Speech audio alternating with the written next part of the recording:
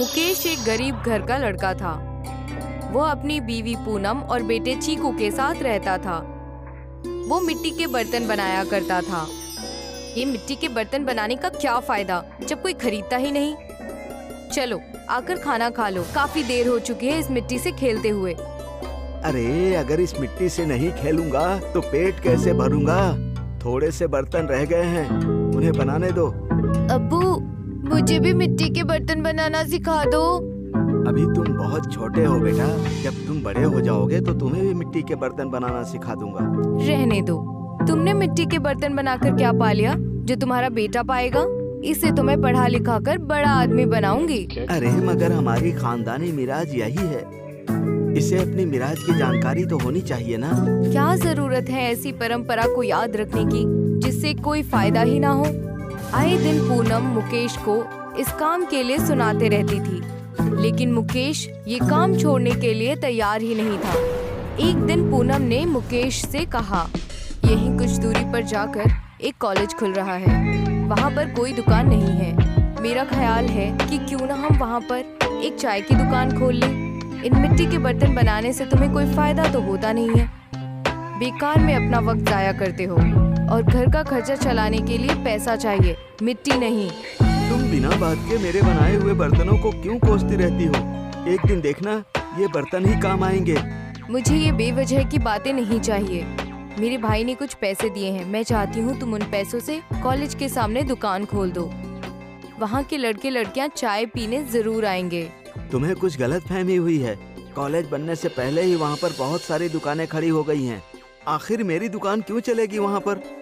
पूनम नहीं मानती और वो मुकेश को पैसे थमा देती है और उसे बाजार से सामान लाने के लिए भेज देती है। मुकेश पूनम के आगे हार जाता है और चाय का सामान लेकर कॉलेज के बाहर एक दुकान लगा देता है। जाने मन, मैंने कहा था ना कि यहाँ पर बहुत सारी दुकानें हैं। मेरी चाय कोई नहीं पिएगा। आज बस 20 चाय ही बिकी है। बस 20 चाय बिकी हैं। इस तरह से तो काम नहीं चलेगा। इससे तो जो खर्चा है वो भी पूरा नहीं होगा। चीनी इतनी महंगी हो गई है और पत्ती का तो कोई जवाब ही नहीं। अरे वहाँ पर इतने सारे लोग चाय बनाकर बेचते हैं, कुछ तो कॉलेज के अंदर भी लेकर जाते हैं। अब लोगों के ऊपर मुनहसर करता है कि वो किस तरह की चाय पीना चाहते हैं और किससे पीना चाहते हैं। मेरी चाय बिकती ही नहीं है, मगर तुम्हें तो मुझे चाय की दुकान पर ही बिठाना है। मैं अच्छा खासा बर्तन बनाने का काम कर रहा था, मगर तुम्हें वो पसंद नहीं आया। अब्बू, आप आ गए। आपने मुझे पिछले हफ्ते वादा किया था कि आप मुझे बर्तन बनाना सिखाएंगे, पर आपने तो मुझे सिखाया ही नहीं। रुक, अभी सिखाता हूँ। मुकेश चीकू को चाक चलाना सिखाता है। वो अपने नन्हे नन्हे हाथों से बर्तन बनाने की कोशिश करता है। वो उसे सिखाकर अगले दिन अपने दुकान पर चला जाता है। जब वो चाय की दुकान पर अपने ग्राहकों का इंतजार कर रहा था, तभी चीकू दौड़ा दौड़ा वहाँ पर आता है। अब्बू, देखो मैंने क्या बनाया है। अरे ये तो इडली जैसा कप बन गया। मैंने तुझे इतना अच्छा कप बनाना सिखाया था, मगर तू ये क्या बना कर लाया? अब्बू, मुझसे ऐसा ही कप बना है। कोई बात नहीं बेटा, अगली बार फिर कोशिश करना तो अच्छा कप बनेगा और एक दिन तुम अच्छे बर्तन बनाना सीख जाओगे। छोटी चीजों से ही शुरुआत करनी चाहिए बेटा। चीकू वो इडली के आकार वाला कप वहीं पर रखकर चला जाता है। तभी एक आदमी चाय पीने आता है। अरे जनाब, एक कप चाय बनाना और मिट्टी के कप में देना। देखिए जनाब, मेरे पास मिट्टी के बर्तन नहीं है, बल्कि डिस्पोजेबल हैं और मैं उन्हीं में सबको चाय देता हूँ। अरे क्यों झूठ बोल रहे हो भाई? यही तो रखा है कप। अरे ये तो मेरे बेटे ने बनाया है।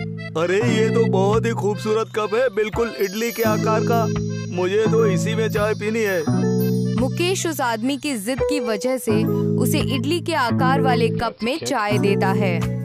उसे इडली के आकार वाले कप की चाय बहुत अच्छी लगती है और वो कॉलेज के सभी लोगों को उसके बारे में बताता है। सभी इडली के चाय की ख्वाहिश लेकर उसके दुकान पर आते हैं। अरे पूनम, आज तो कमाल हो गया। सब उस इडली जैसे कप में चाय पीना चाहते थे जिसे चीकू ने बनाया था। अब मैं रात को इडली के आकार का कप बनाऊंगा और सुबह उसी में सबको चाय दूंगा। इससे मेरा कारोबार और भी ज्यादा चलेगा। अरे वाह, इडली वाली चाय, ये तो अलग ही स्वाद आएगा।